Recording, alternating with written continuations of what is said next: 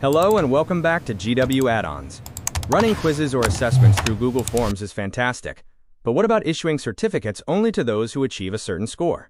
Manually checking each response and then generating a certificate can be a huge time sink. But not anymore. Smart Certificates empowers you to automate certificate delivery based on your participants' quiz scores. Set a minimum passing percentage, and our add-on handles the rest. First, ensure your Google form is set up as a quiz.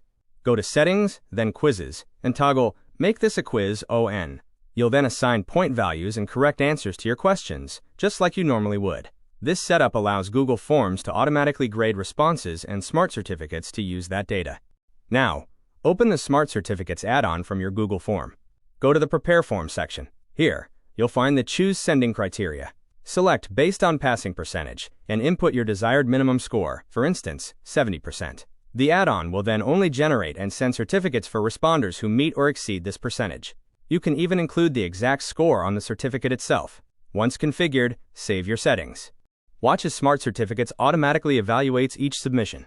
Responders who pass receive their certificate, while those who don't, won't, all without any manual intervention from you.